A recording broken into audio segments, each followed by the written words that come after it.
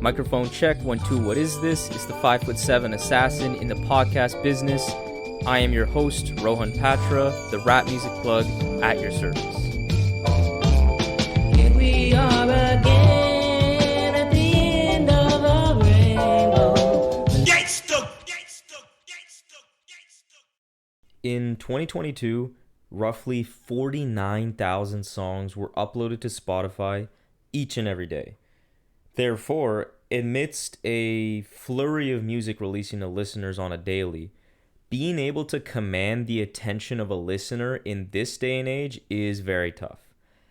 How people acquire this attention does vary. It can be garnered through big name mainstream cosigns and features, shade room-esque drama, or hopefully simply great music that cannot be found anywhere else.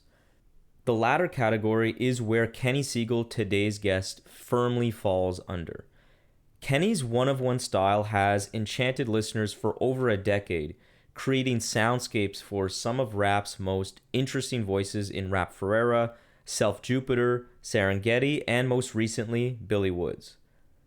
The LA-based producer joined the show to provide insight into his eclectic production style, how he chooses to collaborate with other artists, key learnings he's gathered throughout his illustrious career, and the creation of his latest masterpiece with Billy Woods, Maps. The Rap Music Plug podcast presented by QLC TV is the remedy to the I don't have anything good to listen to problem. Through in-depth album and song reviews, as well as artist interviews and general rap commentary sprinkled in between on all of what the mainstream and underground rap scenes have to offer, this is your one-stop shop to knowing what to add to your queue, play next, or pop into your record player. Welcome to the show. Kenny Segal, how are you doing today? Doing pretty good. Happy to hear, man. Happy to have you here. Preparing for this interview, I have to say that, I perused through your production credits, and it just turned into an exercise of realizing, damn, you always tend to have, my favorite beat on some of, the better albums that I've heard that came out this decade. I didn't know until rechecking that you created the beat for No Selling on Open Mike Eagle's Brick Body, which is fucking outstanding. That beat, holy shit. And then Slick Watts on the recent Backwoods tape, High Bias, to name a few, another incredible beat. It's just a real honor to have you on the show. Thank you. It's funny because Mike Eagle, I've had a single song on a number of his seminal albums, but it's always super random because that No Selling beat and the one I did super long time ago on, was it Animal Hospital, the one that had Danny Brown on it? Yeah, Animal both Hospital. of those were beats I think I gave them to him, and it was years afterwards that all of a sudden they became a song on his album. It's oh shit. And also the beat for Idaho was like that too. That was on Dark Comedy, right? Dark Comedy. Yeah. I really love how, and even just in those songs you briefly mentioned there, one of the core elements of your music that I really love is that it's just so one of one. It's so diverse. There's not a particular formula, at least from my perspective, that you tend to follow. It really can have a whole different set of features, textures, all that good stuff, and it's just really impressive. Thanks.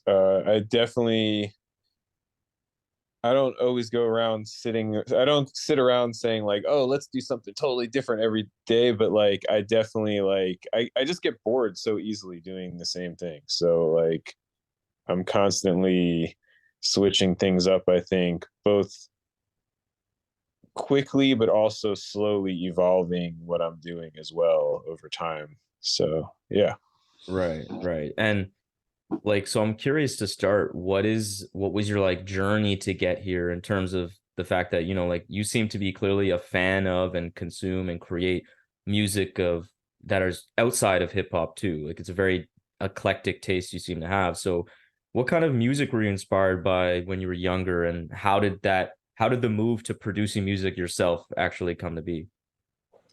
When I was real young, I actually was exposed to hip hop pretty early. I had like a friend, I think probably like fifth or sixth grade, who had an older cousin who gave me this tape, that a cassette tape that had like most of Straight Outta Compton on one side, and it had a lot of it had Dougie Fresh the Entertainer on the other Mm. side, but it's like a 90-minute cassettes, because it also had like some of like Two Live Crew's I forget which Two Live Crew out, but basically had an eclectic mix of all sorts of types of hip hop on it.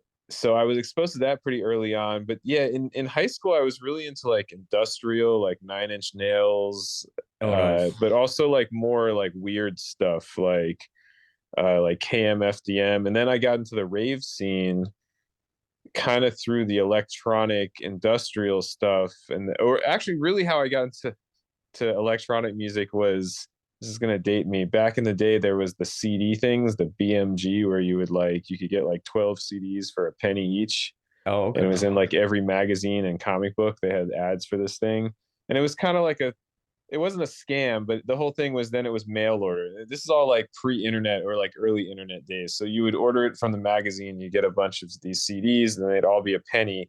But then you were signed up to get like a monthly CD that you didn't even choose, that they would just send Mm, you, and it would be like $20 a month or some crazy shit. And that was the whole scam part of it. But anyway, right. I signed up for that mainly because I was trying to get like, I think Nirvana, the Nirvana album or something. But like I bought an Aphex Twin album and a the Orb album, which were both like pretty out there electronic music for that time. It's surprising they were even in the choice of CDs you could get, but those CDs like changed my life at that moment. I was like, holy shit, this shit is crazy sounding. It was Aphex Twins, I Care Because You Do, which is kind Nice. of his like most like trip hop album, I would say. Right, right. Anyway, that shit fucked me up. I got into like the rave scene, and I got into like techno music and started buying all sorts of techno kind of CD compilations, and that led me into drum and bass. So for like a long period, I was really into, yeah, like all like drum and bass and stuff like that. Though I also always liked jazz, and when I got to college, I had a wasn't like my roommate, but he lived like above me, who had like a real extensive collection of like at that point, like I was aware of James Brown and stuff like that, but I wasn't that aware. He had like all of the classic funk and jazz stuff, like Herbie Hancock. He That was when I first really delved into that world. Mm. Uh, so yeah, I mean, I've liked a whole lot of music over the years. I mean, I also played like cello for a bit when I was in high school, orchestra. I wasn't very Ooh, good, but nice. like that exposed me to like classical music, and like and when you play in like an orchestra, you have like a different appreciation for classical music, because when you're like one cog in the wheel playing like one part, and you see how they all weave together, it kind of like gives you a little like insight into, you know. I just remember when I was young, like I didn't like classical music necessarily, but then playing an orchestra like kind of gives you this new appreciation for it. So yeah, a whole lot of different influences, I'd say. And I've always really liked I've always really liked experimental stuff that's like kind of hard to listen to, also like weird ambient stuff or like noise kind of stuff. And when did your transition actually making the music yourself, producing, start? Oh, pretty early on, I was interested in that. When I was in like middle school and high school orchestra doing cello, one of the first experiments I had. So my parents had like a PC computer that was like back in the like 386 or 486 day, before even a Pentium. It was like early computer, and it was like the internet was like the again, this is all making me sound old. I'm not really that old, but like it was like early internet where it was like bulletin boards, and you would like dial into websites. And I dialed into this website that I downloaded this music making software. It's called Fast Tracker, and it was like for MS DOS, and it lets you basically arrange samples like along a timeline. So it's kind of like Oh, had the capabilities of an MPC. It was very like advanced for its time, but a lot of video games at the time used that format of like tracker. Fast Tracker wasn't like the only software like that, but that was like what a lot of video game music was made at the time with. But and the sampling like was very, it was like 8-bit, wasn't very high quality, and also like the sample length had to be pretty short because computers didn't have a ton of memory. So I started experimenting with that. I downloaded that. I don't even remember why I downloaded it, but I was like playing around with that on my parents' computer. And then my cello, I had this like walkie-talkie. I really wanted to record the cello into the computer. I didn't have like a microphone, but we had Mm. this Sound Blaster sound card that had an input on it, like a eighth of an inch, like a headphone type of cable input. And I disassembled the walkie-talkie. My mom loves to tell this story. It's funny. And I took like one side of the walkie-talkie where I like ripped the speaker out, and where the speaker used to be, I took from some other thing I had that had like a headphone output, and I just like I think I like taped the wires together. I certainly didn't have solder at the time. I think I just like twisted the wires together from two different things to give it like a jack instead of a speaker.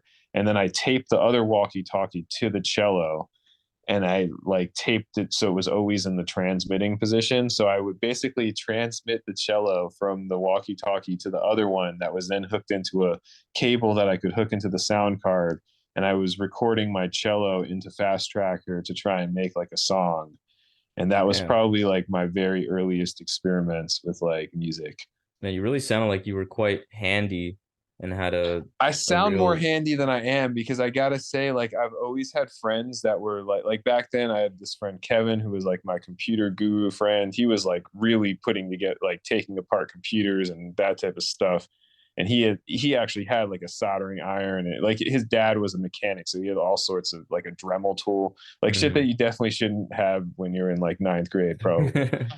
So he was always helping me with stuff. And then I've always had like a friend or a tech guy who was better than me at doing those types of things. But like I was like the mastermind maybe of like the experiments, Well, perhaps. and it's kind of interesting you mentioned that because when I spoke to Woods last month, he was like, and when he was trying to speak on why he feels your beats are very much your own and unlike many other producers out there, he pointed at a couple things. One being just like your unique kind of musical background and taste, but also these kind of like collaborative relationships that you seem to have compiled over the years where you can just pull in musicians to come over to the crib and lay some instrumental additional instrumentation down. For example, like I think Aaron Shaw does the sax on FaceTime, and then you've throughout your career had many instrumentals contribute to your instrumental albums. And it's something I can hear as the listener because the arrangements, the sense of kind of like dynamic momentum. It's interesting you said you were in an orchestra because I can kind of feel that kind of, I don't know, sense of momentum and the sense of evolution in your beats that I feel is really special. And yeah, I'm just curious, like, could you illustrate your typical production process, like in terms of how you like to build out your beats? Does it start with like a sample, or what's the what yeah, how do you really start that?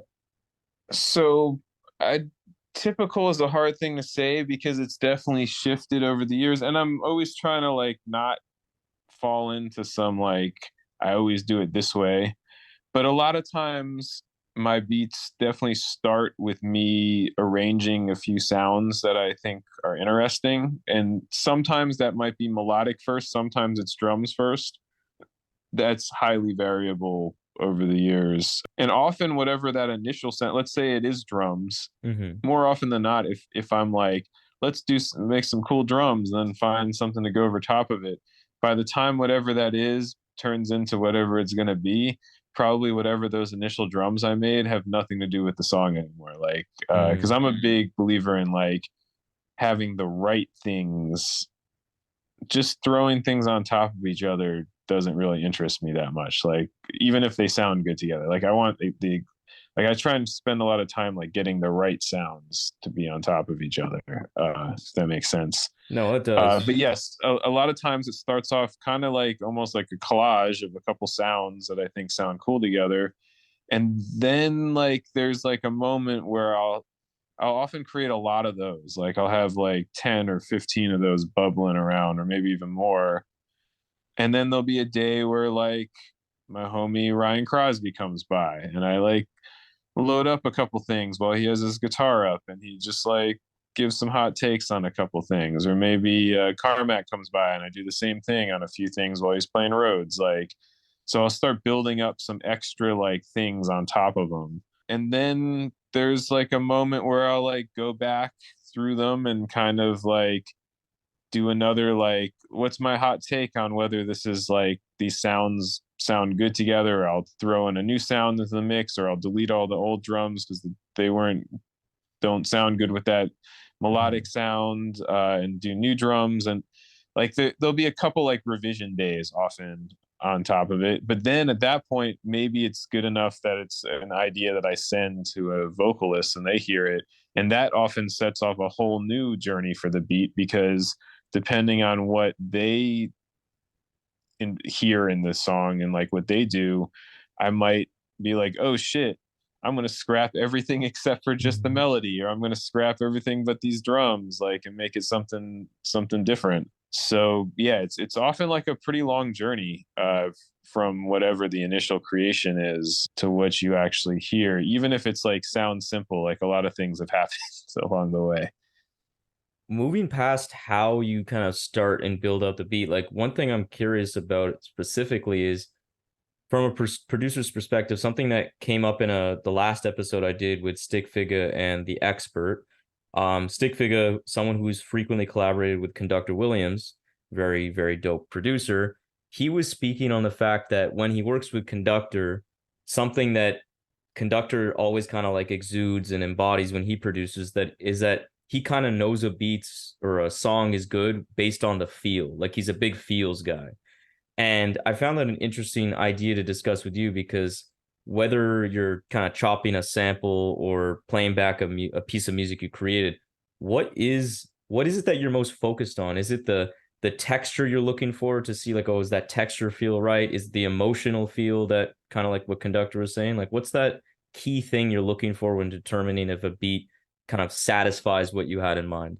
You kind of just nailed the two biggest things that I think I listen to, is both interesting textures. Like that's definitely like when I'm putting together a beat, like that's one of the biggest things I'm listening to in sounds, is not just the sound itself. And this is why I don't really gravitate towards a lot of like kind of like more generic sample library kind of stuff. Like I'm always listening for like a unique texture, or the way textures interact maybe between different sounds as well, like in unique ways. But yeah, what you said about feel, like that's the other thing. And I think that's what so many people are missing. Like when there's so much music that I hear that I'm like, oh, technically that's great. Like you're killing it. You know how to use the sequencer very well, or you're really good at finger drumming or whatever, but there's no forest, like it's all trees and no forest kind of like. Mm-hmm. And that's not something that's easy to put into words, like what it is. Like I can't be like, oh, that's missing this and then it would be cool. Or it's not really like that. It's just sometimes things got it and sometimes things don't. I mean, it's kind of like even with like there's plenty of people that are like maybe like a really good singer, but they're not great at being the front man or front woman for like a group, you know what I mean? Like that's one of those things. Some people have that like kind of star power, even, and they might not even be a good singer, but they're still a great front person because like Yeah. they have that thing. Well, I would say that like a lot of beats or songs, like they either at the core of it have that thing or they don't. And I don't always know exactly what it is or how to get that thing, but I know it when I see it. And I think that that's what often is makes a good producer in general. Like, and that's also why being a good producer for songs, I mean, it's important to have good technical skills, but you don't necessarily need to be technically great at all the different aspects of it to be a good producer. While being technically great at all the aspects of it does not necessarily make you a good producer either, I would say. Right. There's that seeing that there's that thing about, yeah, like having an intuition about something that has that feel or that has that emotion that will affect people that isn't necessarily obvious to everyone, but for some people it's very obvious. Yeah, no, that makes a lot of sense. I think Willie Green, when I spoke to him, he said something really interesting when I was talking about like we were talking about this the idea of having a good ear. something that you hear a lot thrown around, like, oh, this producer, this engineer has a really good ear. And I think how he described it was it's about understanding the context of what you're trying to create and what the art form is really is. So for example, his example was like, like a very classical pop or orchestral music engineer would take a beat created by the RZA or something and just shave Oh, off all totally the, ruin it. Yeah. yeah, and take off all the grit and that makes This it is why I fucking don't, this is sick. why I Yeah. mix all of my own beats, because even people that understand hip hop, like my beats are often really messy and have like overlapping elements. And yeah, if you do the normal, I early on in my career when I didn't have the clout to always be like, no, I should mix it. I experienced a few times where people did just that. They like EQ'd it to do all the things that are supposed to make a beat sound better, but missing the fact that like it took away the essence of what made the beat good in the first place. Like, you know what I mean? Like, and yeah, having a good ear, but also, yeah, understanding like the type of music you're trying to make or the type of art, no, like, yeah, having a intuition of what will further that versus just what technically is sound. Yeah, and I think something you do really well that I've always admired, and it kind of goes to what you're saying about just now about like even when people mix your or try to in the past mix your beats and it came off the way you didn't like, it's you have a particularly unique kind of, I don't know, you use a unique blend of sounds, but the end product is not what those sounds usually end up being. And what I mean by that is particularly how you use live instrumentation. Because I'll be honest, that's when I hear a producer or a song or an album, whatever, is using a lot of live instrumentation, obviously I'm into that. Like I love other kinds of music that's not like grimy hip hop, of course. But I find live instrumentation is one of the most obvious examples of where producers and engineers or whatever really kind of miss the mark. A lot of times it's way too polished and clean. And sometimes that sound makes sense for whatever is being created, but a lot of times it's just like, God, this feels lifeless. But with you, like on this new album, Maps, and just throughout your whole career, really, like I've always admired how you've been able to balance like this kind of polish that comes from some of that inherent in some of the live instrumentation, but it still feels like gritty. It still feels a bit messy where needed, and it has a character. And I think you do that really well. Well, thank you, first of all. And I wholeheartedly agree with everything you just said. I think that the type of hip hop that often incorporates a lot of live instruments, it is very easy for it to veer off into something that's kind of corny, Mm-hmm. to me at least. And this is just my own opinion, but I very agree with what you just said. And that I am very conscious to try and not do that, because that's not what I'm interested in doing at all. And I think I've touched on this in other maybe interviews and stuff or things that are out there, of like how I often try to approach recording people. Like, I not that people don't ever come in and play a part for something. I mean, they certainly do. And FaceTime, for instance, would be something where like Sam had like already laid that vocal melody, and I literally called Aaron to come in and like play a part for me, because I was like, I Mm-hmm. want you to double his melody. Like, I think it'll be tight. But for the most part, I don't have people come in to figure out a part for the song. I'm more am like, yo, like it was like how I was saying, I think earlier in this interview, like I might have like Ryan or Aaron or Mike Parvizi or someone come by, and I'll just like load up like 4 or 5 beats in rapid succession, just have them do like a hot take like once or twice or maybe 3 times through if we feel we need to, of just see what happens. And then I'll go back and chop that shit up. Maybe I'll have them come back on another day if there's something that they played that I think is really good that I wish they played it better and we can Mm-hmm. turn it in. But for the most part, I just deal with what they gave me, imperfections or whatever it is and all, and I chop it up and I try and do something out of it more like how I would treat a record that I'm chopping up.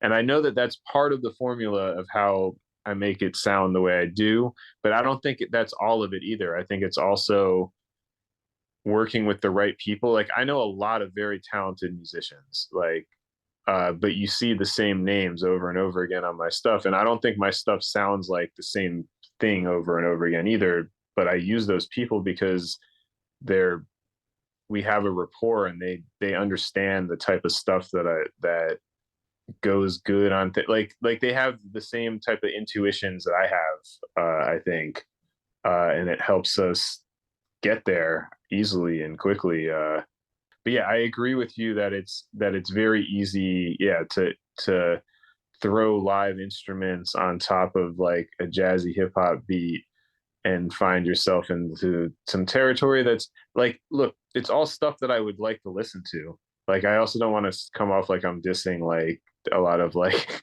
like hip hop like that, because Mm-hmm. like I enjoy listening to it. It's just not super interesting, and I'm always trying to do something that's really interesting. Like, to me, that's part of that. Like, some people want to make music that's super technical and show off their abilities of how they can do certain technical things. I'm more trying to like, yeah, make something that's really interesting, whether it's technical or not. And I have a on this kind of topic related to working with, an MC, or now I guess additional instrumentalists, as you've been highlighting. I have a patron question from Andre. He's asking like how improvisation as a producer works with an MC or additional instrumentalist when recording or collaborating. Like, is this something you encourage? Is it kind of how you say you just kind of let them do their own thing and then take what's they did and chop it up later?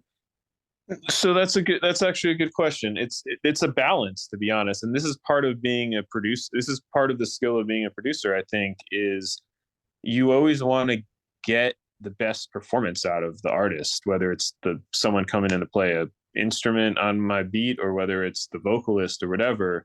But you also have intuitions on what would be the best thing to do, and you want to push them towards doing that.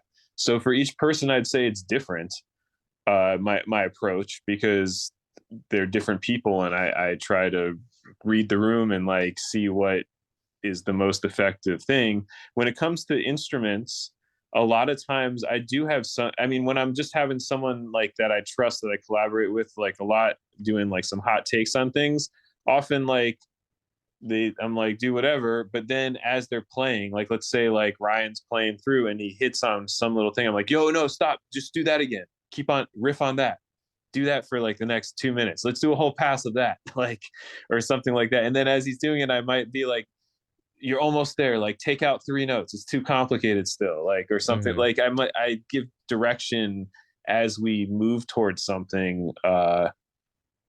But then there's also times where, like, for instance, the Aaron Shaw bringing back the FaceTime, I brought him in. I was like, I have a very specific thing I want you to do. Like, there's this really cool melody on this chorus, I want you to double it. And we doubled it a couple ways, up and down an octave. And but then I was like, now that you know the song and you know that melody, I'm gonna just let you blow all the way through the song 3 times on the instrument, or 2 times on the instrumental, and just do your thing and have fun with it. Out of that is how I chop the little solo that's at the end of the song. Now, sometimes in those moments, he might do some shit that's like super dope that I never envisioned, that ends up becoming the whole thing. Like, you never know. But it's like a balance between letting them feel comfortable, like that they got off all that they wanted to get off, and also like allowing like happy accidents to happen, but also making sure that you get what you want. So yeah, I would say every person I approach it differently, but that is like definitely a big consideration, I think, when working with someone. From a from a producer's perspective, when we talk about collaboration more, what kind of traits are you looking for specifically in a rapper when determining if they'd be a good fit to kind of lock in with them on a project? uh More than anything, like, a definitely a requirement is that they're an original.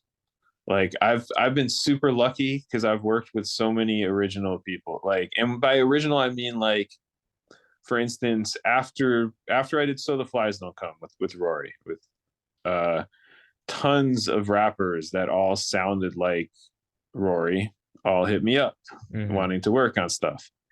And no offense, some of them are quite good at what they're doing, but why would I want to me, like, I have no desire to like do something. I don't even want to do the same thing that I've done with Rory again with Rory. I certainly don't want to do it with someone that sounds kind of like him, but like not quite as good. So Yeah. to me, the number one thing is I'm not even interested if it's not someone that to me is like the original of some idea. Doesn't necessarily need to be super out there or crazy, just like doing their own thing. But also to me, for the most part, and this isn't true with every single case, but I have like an actual connection with them.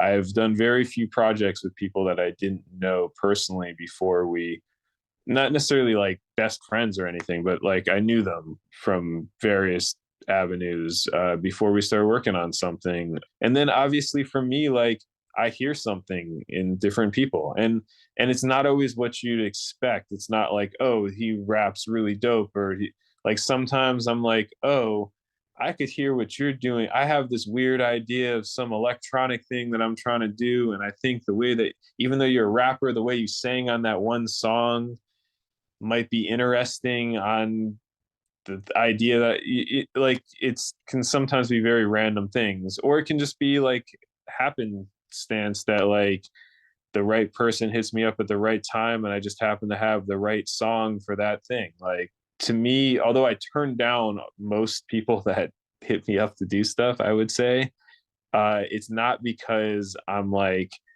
only collaborating with famous people or only doing this or that. It's literally just because at this point I'm only trying to do things that I'm like that make a lot of sense to me and that inspire me artistically, and that yeah, like there's too many cool things to be a part of to like waste time on things that are like too big of a stretch or too, or just don't make sense. You know what I mean? Like Mm-hmm.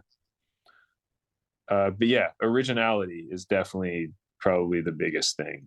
Having something to say, having like not, yeah, I'm just not. There's I listen to plenty of music that's like not necessarily innovative in any of different way, but I'm always, I don't know, I'm yeah, stuff that inspires me. Right. And you've worked with a lot of different kind of artists, which is obviously very interesting as a fan of yours. And one thing I'm thinking of is, do you tend to be the type of producer that wants to collaborate with a rapper and make them quote unquote like enter your world musically? Or do you take the approach of really trying to tailor and shift what you do and mold it to what fits them best? Oh, the latter definitely, though a little bit of both. I mean, and I do think that even albums as diverse as like Hiding Places and like Purple Moonlight Pages, they share some common aesthetic of my sound. But yeah, I'm definitely much more of the latter. I'm trying to like listen to what they, to me, that's my strength is I'm not like Mad Lib or like Alchemist where I have this like super defined sound and it's like stamped on the artist kind of like, which is dope. Like I mean I love both of those guys and many of their projects, but I try to be more, I think my strength is more like listening to what they're all about and figuring out how I can enhance what they're doing. I mean with my stuff, but like how it can enhance their shit as opposed to like stamping my sound on their stuff. Or that's how I look at it, definitely. Yeah, and so you created some truly landmark collaborative records, in my opinion, throughout your career, such as, working with Rap Ferreira and Woods, Hemlock Ernst, like so many people. And that's been both as a solo producer and as part of like the Jefferson Park Boys. So excluding maps, which obviously we'll get to in depth shortly, what would you say was the most impactful album you've worked on to date in terms of it helping you grow as an artist or just taught you something? Those are two, I guess, the two ways that you ended that question. I have two very different Okay, answers. go ahead. Taught me something. Well, I would say that So the Flies Don't Come was a very seminal moment for me. Meeting Rory, like he and I gotta throw Bus Driver in here too, because it was all like during this moment in my life where like I was working very closely with me and Bus Driver had known each other for well over a decade at that point. But like there's this moment where I was recording all his albums and he started bringing me on tour and like working with him live. And through that he introduced me to Rory. But that was really the moment where I realized there was like an audience in indie rap that was very different than the Project Load audience that I had kind of met up until that point. Mm-hmm. That was interested in more experimental stuff and more like me doing my own thing the way I saw fit. So that moment, and then working with Rory, who was like this super free artist. I had up until then I had been like the young dude working with kind of, they weren't old, but they were like in their 30s, like, and I was in my 20s at the time, like most of the Project Load guys, and I was very much like following all the rules that were being presented to me. And Rory was just like, fuck the rules, I do whatever the fuck I want, and it seemed to be working so well for him.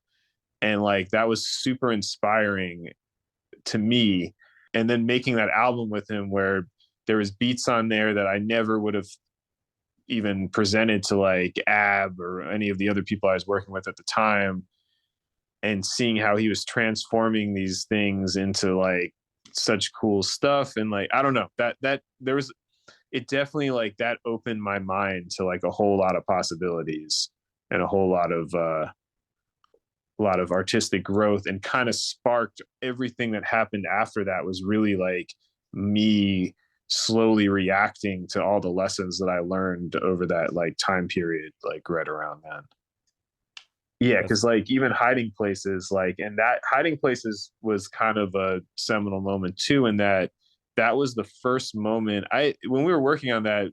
First of all, like there was no inkling that it was going to be that big of a deal. Like when we were working on it, but that was the first time I was still doing a lot of like music. I think this is in other interviews. Like I had worked for a company doing music for like TV shows and TV commercials and movies and stuff. I basically just got hired to, it was like a freelance music house that would get hired just to like write music for things. Right. And I left there. I had gotten fired, and then I was kind of freelancing still in that world a lot, though. That was how I was making most of my income.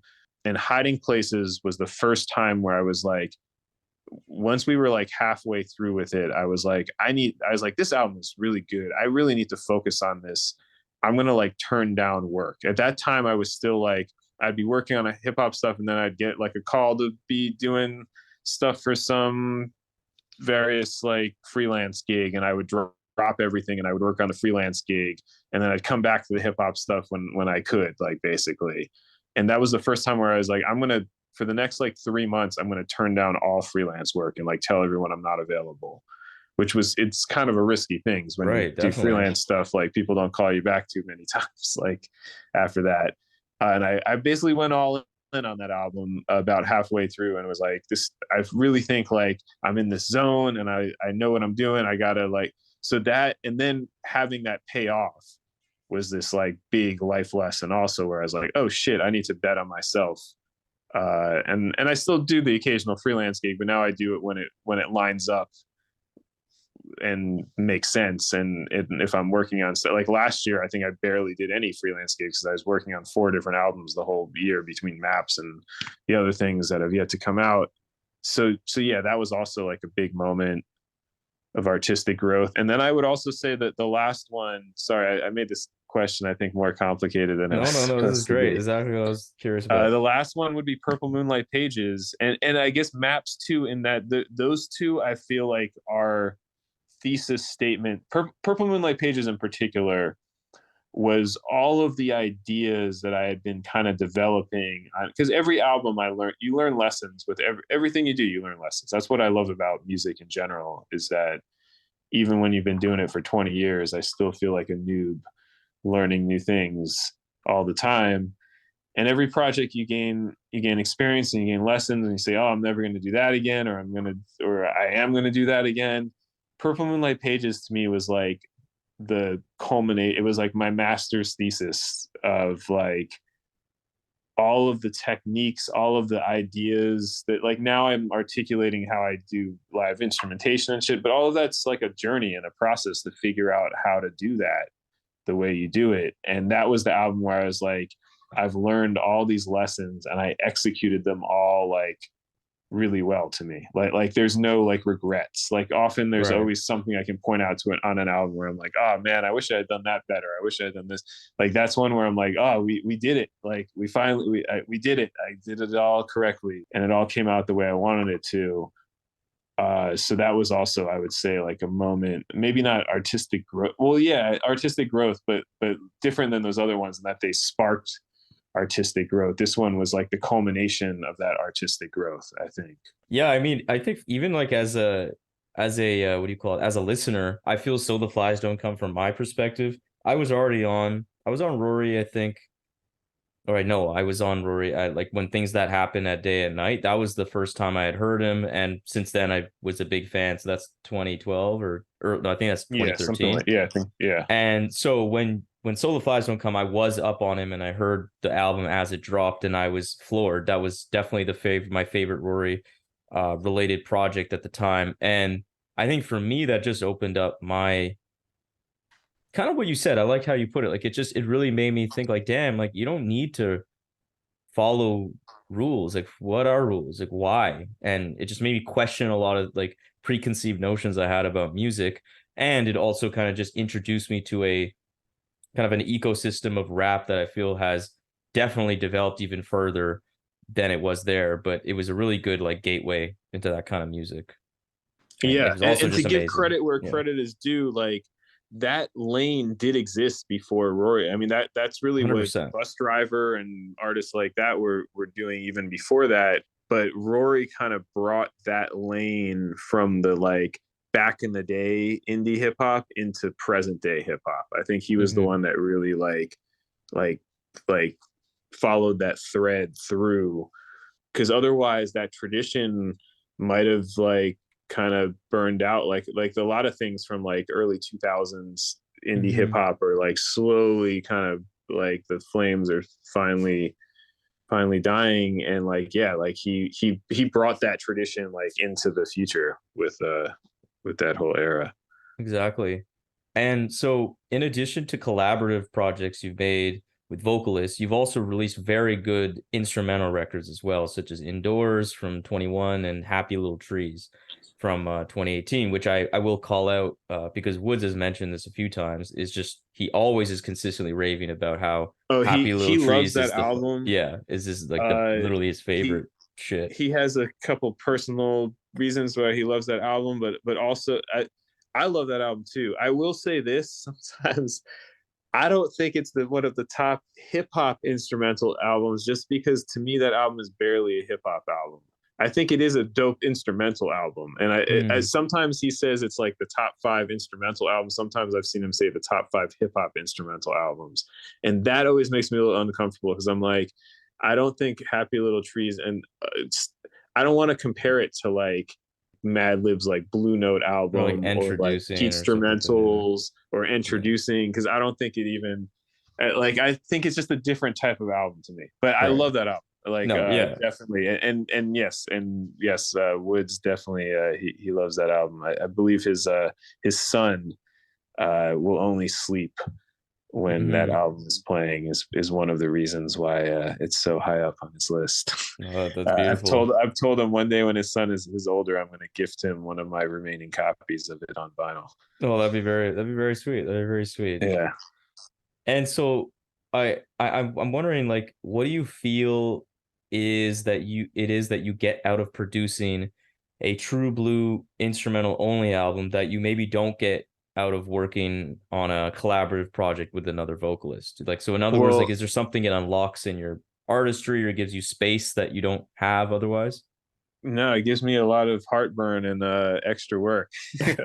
To be honest, the reason there's only very few, I mean, there's the instrumentals, but those are more like beat tapes. The Yeah. reason there's not a lot more instrumental albums is because I find it much easier to work with a vocalist collaborator, and I just enjoy it more. Not that I don't enjoy making Happy Little Trees and Indoors, but it just doesn't come as easily, I would say. I think that I'm really good at playing off of someone else's ideas and fleshing them out. Like that's one of my superpowers is like if someone has a good idea, I can play off that and I can make it whole and like build out the world really well. Yeah. I don't think I'm like incredibly great at coming up with the thesis idea of things. Uh, that's why I love working with these wildly creative people like Rory, Self Jupiter, Woods, like because they come up with this initial nugget and then I can flesh it into some whole world around it. So yeah, not that I can't do that, it just doesn't come as easily or naturally to me. So that's why you don't see as many instrumental albums from me.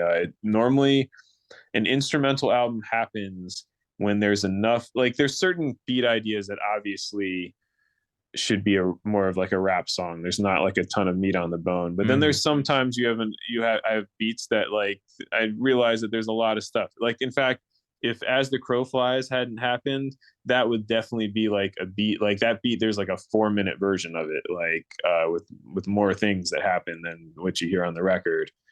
Sometimes you have a beat like that, and I normally have a whole bunch of iTunes playlists that have different like collections of unused beats like that I think go together in different ways. And when one of them that's full of like possible instrumental ideas gets full enough and I see a connecting through line of some type of artistic idea with them, that's when an instrumental album is born. So it's yeah, neither of those albums were like I've never actually sat down with an instrumental album where I was like, I'm making an instrumental album and it's going to be about this and it's going to be like that. Like that just never happens for me. Yeah, there's like a moment where I'm like, oh shit, these 4 tracks really go well together. I think like, yeah, these don't really need a vocalist. Yeah, let's come up with like Indoors happened like that. There was like 4 songs that went together, and then I think I made like 2 or 3 more, and then realized I had another song that just went with them after a certain point that I'd already, you know what I mean? Like it's just Yeah. like they just come together when they come together. While a hip hop album, if you told me like I have to make a hip hop album with this rapper about such and such, I'd have an easier time like making that happen. Interesting. So let's get into one of those albums you made. Let's get into Maps finally. So the reception for this album has been absolutely fucking incredible. And honestly, as a fan and a longtime fan of both you and Woods for many years now, it was genuinely heartwarming to see, just as an outsider, to see like all the acclaim, all the press, all of the positive vibes going towards this record. So from your perspective, how has this positive press fan reaction impacted you on a personal level? It's a trip, to be honest. I mean, I can't say that I'm not at all used to people like reacting to stuff at this point, but certainly not on this level. I'm still waiting for the gotcha moment. I'm waiting for someone to write the hit piece about how my Mm-hmm. beats suck or some shit like someday, or have some comeuppance with it all. But yeah, it's dope. I guess at this point I'm a little numb to it. At first it was like definitely like there was a few days where I was sitting around like overwhelmed by how many articles were being written about it. Like it seemed like they were being written by the hour. Mm-hmm. But yeah, like it's been cool, overwhelmingly positive. I'm trying to just I try not to think about it too much or dwell on it, because to be honest, that I don't think dwelling on that either helps you make good art, and I certainly don't think it helps you be in a good mental state. Even when people are talking overwhelmingly positive about you, it's just weird having strangers talk about you on the internet in general. Mm-hmm. So yeah, it's surreal, I guess would be another word to put. Yeah, I basically at this point there was definitely a week or two. It was good that we started touring right away, because when we're on tour, like it's really hard to even like look at that stuff, and you Yeah. like when you're sitting at home like the first couple days, obviously you're like overwhelmed by your social media stuff blowing up. But yeah, being on the road with Woods, like we didn't really like yeah, we have moments definitely where we're like in Amsterdam smoking joint, we're like, damn dude, like this is crazy, like we did this. But like for the most part, yeah, we can just there's so many things to be dealing with that are right in front of your face all the time. You don't have a lot of time to like go look at the newest review or anything like that. I think I wrote this on Twitter like a couple weeks ago. One thing that I was aware of their existence, but never had it happen to my art before. But reaction videos, that's such a odd Oh yeah, yeah, genre. you did. I saw that. Watching other people react to things just is very odd. And then seeing them react to my thing was that one dude, the one I replied to I'm sure he has a name, but he I think even the video is posted. It's called like Senior Reacts to Yeah, that's how some they like get the clicks. It's like it's like rock fan reacts to Kendrick Lamar thing, you know, like that's how they get the clicks. right. Yeah. So it was like Senior reacts to Billy Woods and Kenny Siegel's FaceTime, but it was just so charming because he really liked it. And then he said how he hadn't smoked reefer in a long time, but it made him high when he listened to our song. And Yeah. I was like, damn, dude, that's a fun reaction. Mm-hmm. Yeah, I kind of I weirdly I don't watch a lot of those, but I get it. I get why people like it. It's something just about like it's kind of like the closest thing you can get if you can't play the song to your friends in front of them and like yo like sitting beside you on the couch like yo check this out because that's always a good feeling when I'm like yo check out this That's a really good really good album. insight right there. But it's also sad to me, like It that's what is. our society has come to. But it's kind of like the idea of like having like a fake boyfriend or girlfriend that's like an AI that's like a chat bot or something like that. It's like that we have just completely disassociated ourselves to like Yeah, I mean that's a there. that is a way you can look at it, and I think that's valid. I think there's both sides to it. I think it's also like Like just the instead of online connection stuff, which I think is somewhat cool, but oh, I yeah, get it. And this is yeah. another moment where I'm probably sounding old. Yeah, it's somehow like I mean, I'm obviously on social media. I use all of these tools, but there's just like a weird lack of human interaction sometimes Oh yeah, I agree. that younger generations I see embrace, while like to me I'm like a little bit like weirded out by it all. Mm-hmm. Mm-hmm. And so one thing that really impressed me with how Map sounds is this really razor sharp cohesion. Even though the sound, like the songs have many different layers, there's a lot of variety from track to track. I do find it ebbs and flows in a really natural way. Like it's really incredible in that sense. Like how would you describe the musical blueprint you were trying to put forward with Maps? It kind of came to get like many things. I can't say that we set off like I didn't know exactly what this album was going to sound like when we really first started it. I think I've described this before, like how it started off. I sent him a bunch of beats that were all over the place, and like a song or two materialized out of that, and then going off of that, I sent some more beats, and it wasn't really until like the third round, once we had like 5 or 6 songs, that I really like started honing in on like what the sound of the album even was. And it wasn't until even further along than that that the track listing started. There was a certain point when we were maybe like 12 songs in or so that we started seeing like a certain ebb and flow of how the tracks were going. And it wasn't until then that I really started seeing the forest for the trees for the album, of like this idea of how the music is part of like is like vignettes on the journey. Like Mm-hmm. that wasn't like a lot of those things weren't like apparent like right when we first started making the album. You know what I mean? Like I mean when we first started making the album, it wasn't even apparent that it was going to be about touring necessarily. Like he pretty early on was like, I want this to be like all written while I'm traveling, but it wasn't necessarily that that means it's about traveling or touring. So yeah, it wasn't really until about probably like halfway or maybe a little bit over halfway into the process that like now there's certainly a certain point in the process where I'm like, oh shit, I get it. I see how this is going. And then from that point on, the beats I presented to him to fill out the rest of the album, and even where like like then it started getting a lot more calculated. Like, oh, we need a song like this, or we need I think that this section of these beats or this part of the album doesn't flow into this part, and like maybe we need a like here's 4 beats that I think could maybe be a good like beat that go there, and maybe one of these becomes a song, stuff like that became like so there is some strategic thinking like that, but definitely not from the get-go. Like a lot of it is just things that fall into place, and I think that's, I certainly know people that work in a much more regimented and very intentional, like I don't want to say my shit isn't intentional, because there's a lot of intention that goes into everything, but like being really open in the early stages to kind of anything, I think is a good strategy, and certainly a strategy that I employ as a producer, of like, let's be really open in the beginning and then coalesce once we see something that's dope and that's working, and then be laser focused at a certain point.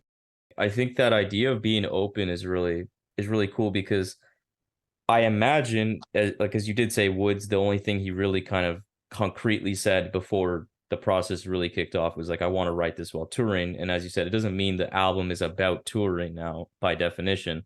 But I think the fact that you guys were open probably allowed you two to create something to where Woods kind of naturally was writing and how he was kind of, creating the verses for the beats you were creating naturally just like brought you to the conclusion that this is where like his mind state is, this is where your mind state is, and then you, as you said, like you coalesced on that and you locked it in and put those like actual more calculated touches on it to make it proper and make sense. So that's very interesting.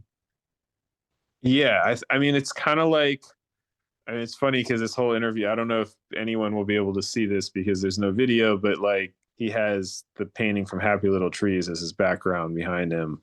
But like in a painting, like a lot of, one thing that I really like about, especially about oil painting versus like acrylics, is so much simpler, and that like for the supply, like the supplies are cheaper and easier to clean up and whatnot. But what I love about oil painting is like this idea that you kind of start with some like this underpainting and things are kind of smudges and like very blurry, and then you add focus to it, and like something that doesn't seem, that seems very random, you eventually like you build up layers, and all of a sudden it comes into focus and turns into something that's very intentional, all from like some pretty kind of random scratches of paint in the beginning. And I like that idea. I think that carries over into a lot of things in life, but I like that idea of like being very open in the beginning, yeah, and then being intentional, like seeing what happens, like throwing some shit up at the wall, seeing what sticks, and then building something off of that that's very extensive. Right. Yeah, I think that perfectly. That's a good metaphor for how you approach maps, but I think as you're saying, how you approach your music in general. And yeah, and I just generally like aesthetically, I love this album in particular in that it had a really strong drum presence, which I know you've always had great drums, but this one really hit like the percussion on songs like Rapper Weed, the textures with the keys, like it was just a really fucking well done. And I just have to say props for that. Thank you. I definitely, like at some point I know I said to Woods that I wanted drums to be, or fairly early on in the process, like I like when we were still talking about like what the sound of the album was. I definitely, there was a conversation where I was like, well, I want to have drums. I feel like Mm-hmm. Aethiops didn't have a ton of drums. And then he argued with me that Aethiops had a ton of drums. And I was like, Yeah, but non-traditional. non-traditional Yeah. drums.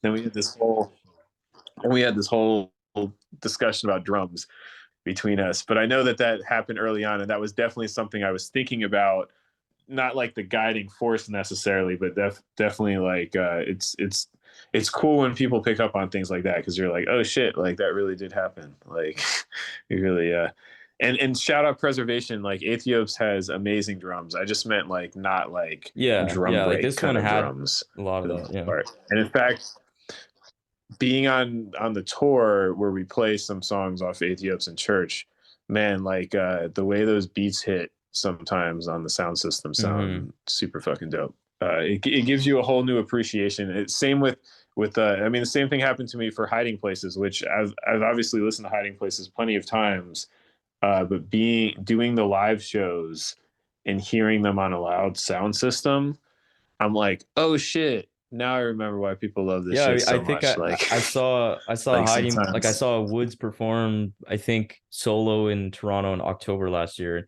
I think when you got to the hiding places part of the set, he like I think like SpongeBob came on and he like two different songs. I think SpongeBob and another. He's like, man, I love these Kenny Segal beats. Run that back, and he just played like the introductory instrumental multiple times in a row because it sounds so fucking Oh like the damn. bass lines are crazy. That's tight. I did not know that. That's a funny story. So you've obviously worked, we talked about this at length already. Like you've worked with many other incredibly great and unique rappers over the years. And I imagine working with each and every one of these MCs is its own experience. And so with Woods particularly, what are his most unique skills or aspects of his style that you've observed working so closely with him on two albums now?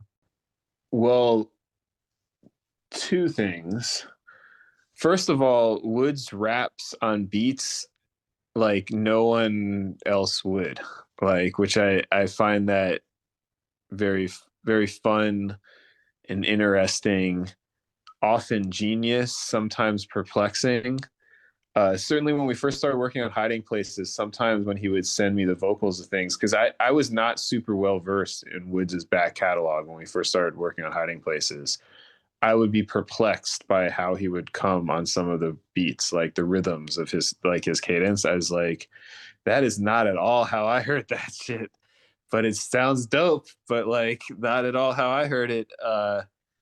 And then what's really interesting to me on Maps is I feel like he's refined even just in that time period. And certainly when you go back and listen to his even earlier stuff, which now I've done extensively, he's refined it without drastically changing it, but he's subtly refined it in ways that on Maps it's almost like the master, how I was saying like Purple Moonlight Pages was like my master thesis of like taking instrumentation and samples and making a jazzy hip hop. Like Maps to me is like his master thesis of like taking a lot of those styles in the most refined way I think it's ever been presented.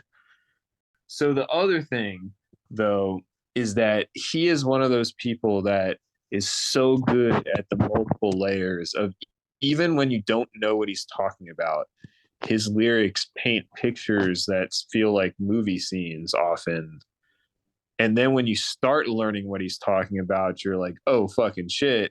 And then when you realize that the stuff that he was talking about also has like a double entendre to some other shit that you had no idea about, that's on top of it all, you're like, God damn, this guy is like a wizard in lyrics. But what's cool about it is that often there's other people that are really good at like hidden meanings and stuff like that. There's other people that are really good about having like obtuse references that are like rewarding when you look them up.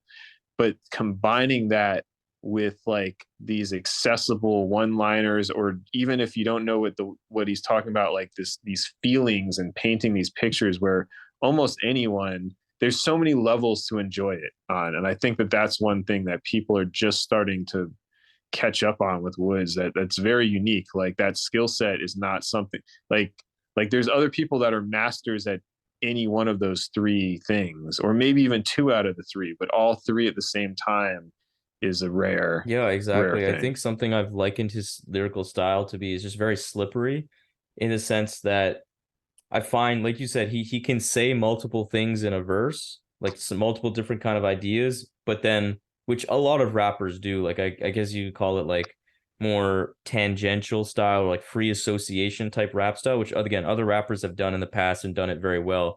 But I think what Woods does that's special is that he can do that, but then those seemingly kind of random maybe stories or ideas in the same verse actually connect in some way. Like they paint like they're connected thematically and for some reason. Like I think a perfect example is one of his best songs ever, in my opinion, No Hard Feelings, where all those different kind of like the story of the person outside his building, him getting stood up by a girl, that like astronaut that he references at the beginning of the song, all those did feed into that no hard feelings mantra that which kind of just feel just elevates the my appreciation for the music once you actually can pick up on all those things. And I think also one thing that is becoming like I've seen this meme or just this kind of like discourse, if you will, like online, where now I feel he's getting a lot more fans that are maybe less familiar with him or maybe less familiar with this kind of music generally. They tend to just think everything he says is like this deep reference to like colonialism and racial, like something like really deep. And a lot of times I think what makes him great, as you said, is that he also just loops in very normal, relatable life experiences, slice of life content in a funny way, in a very relatable way, and in a very emotionally evocative way. And I think if you put all those things together, it makes him be quite the special MC, because I don't find his lyricism is honestly all that confusing in the sense of it's a lot of flowery, big words and crazy abstract type shit. It's more just like how he structures things and puts it all together that is very unique and is complex, I guess you could say. Kind of like almost like an author like Murakami. Not that I've even read that many of his books, but the ones that I have, like a few years back, I read that really long one, IQ 84, and it kind of starts with a whole bunch of like vignettes of things, and you don't really know exactly what you don't know what, like, you, even when you get to the end of the book, you don't even know what the book was exactly about, but you know what it was about at the same time. Like all these different things, they kind of build up to paint a picture, and then the threads start coming together and you start seeing how they're related, but even before they are, like it like paints this picture. And I think that he kind of has that same type of way of putting together a rap song sometimes, of like these different threads, but they weave together. And so, like, given these unique aspects of his style and all that, like, how has that? Because you mentioned like he does enter a certain pocket in beats that you just find perplexing, you didn't expect. How has that influence? How does that influence you producing for him? Like, do you tweak the kinds of beats that you create for use with Woods, or like how does that work? No, I wouldn't say so at all. If anything, one thing on maps that I did, I don't think this was like a huge like thought, but it was definitely something I thought about, is on hiding places. I definitely did lean into like giving like weirder rhythms, like a song like Toothy, which where the beat, it's like kind of like a trap beat, but like the Mm-hmm. groove of it's like super weird. But it was kind of like playing off of, like, that was in the process and hiding places where I was kind of like, oh man, like all these cadences are crazy and I'm gonna give them crazy cadenced rhythms to go with it. If anything, like on maps towards the beginning when I was thinking about what I thought would sound good, I was going back to something like known unknowns in my head, of how sometimes on those blockhead beats that are like more conventional, like would sound super dope on those too. Like I said, like I don't think this is like influenced like all of maps or anything, but I definitely, like, that thought occurred to me that I wanted to do something that was like giving him, if anything, a more conventional rhythm than his most recent albums, because I just think he sounds really good sometimes on a conventional Mm-hmm. sounding drum beat. I mean, not necessarily the song is conventional, but like Yeah, on I definitely rhythms that feel the are rhythms more being more conventional. conventional, which is why I think a lot of people feel this actually. I've heard that this is definitely one of his most accessible albums from people who are not as familiar with Woods. And again, it's not to say it is like a some all of a sudden like generic mainstream album, obviously, but it is more accessible, I think, because of especially how you what you contribute in those rhythms that are, I feel, more palatable to people that are maybe not as closely tapped into the more experimental sides of the hip hop scene these days. And I think it also one thing I think it really lent itself well to something that Woods has been steadily improving on for years now, which is his hook game. Because fuck, this album has, I think, his best hooks ever. Oh, he surprised me on that for sure. When he did Rapper Weed, which was pretty early on, I was like, dude, I was like, that's a hook. I was like, you don't do hooks. I was like, that hook is amazing. And then yeah, the layover, like yeah, and free internet. There's a whole bunch of Yeah, and he's hooks on always this been one. good with hooks, but I think there's something that they've always been a little more, again, because the rhythms and the kind of beats he's on are always a little unconventional. So it was kind of like cool seeing him, I think, steadily improve the hook game, just generally that songwriting muscle of his. But also now over these kinds of beats, it really popped, especially, and it was really noticeable on this album. Like Rapper Weed, like I said, that's the one I always point to on this record because I was just like, that's a hard, it's a very wordy hook, but it works super well, and it's very impressive. Yeah, I totally agree. And so Maps is clearly not a hiding places to affair, right? And I think that's something that's put in the description. You guys didn't intend to make that just a follow-up sequel type album. So from a musical perspective, how did you approach Maps differently than Hiding Places? The only thing I knew when from the initial beats I sent him was I was not trying to do beats that sounded like they could have been on Hiding Places. This album kind of came together from a couple random shots in the dark, and then once we had a few things to coalesce around, that's when I really started honing in on what the sound was. And by the end, every beat I was playing him was like a calculated move of what we needed. But yeah, it's just kind of a process, and I would say like every album that I do is like that. It's always like kind of starts like you're searching to figure out what we're trying to do, and then once we figure out what that is, it feels like you're in the Matrix dodging bullets, like putting stuff together. That is like one of my favorite feelings in the world is when you're in a project and you're in that like 3/4 of or 2/3 of the way done. There's still lots of stuff to do and there's still like lots of open avenues, but you like feel like dialed in, and you know it's like the same as like being like in the middle of the tour when like the show, you don't have any nerves about the show, everything feels dialed in, and you can just be like fully present in the moment. Yeah. Yeah, you're in like a Anyway, flow sorry. state. You're in like a flow Yeah, state in that exactly. sense. Yeah. Yeah. Right. And so shifting to the future now, who's a rapper that you would absolutely love to collaborate with in the future? Let's say on a full project. I feel like I don't want to even answer that question because it'll either jinx it or mess it up. But I mean, there's definitely people that I'm interested in. Some of them I've even expressed before in public. But yeah, it kind of cornies it all up if I'm like out there saying that stuff. But yeah, and most importantly, like I mean, I'm also like I'm not big on like trying to force things to happen. Like Mm-hmm. if things happen, that's when it'll happen. If like if everything lines up in the right way. There's definitely people that I'm interested in working with, but I'm also interested in working with someone who I've never even heard yet if they inspire me. So like I'm not super dialed into to anything. Yeah, and I'm already in the process of working with a whole bunch of people that we're still trying to finish up projects as well right now. So Yeah, yeah. right. So let's get into that then. Like, is there anything you can speak on that, or maybe not speak on with names that Yeah, people should yeah. look out for in the future? The next very exciting thing happening is an album with the artist Pink Navel Oh, sick. coming out on Ruby Nice. Yacht. We Dope. have an entire album that's already done, mastered, physicals being created, and it's super dope. Like last year, I made a number of albums all kind of concurrently. So this was made at the same time as Maps.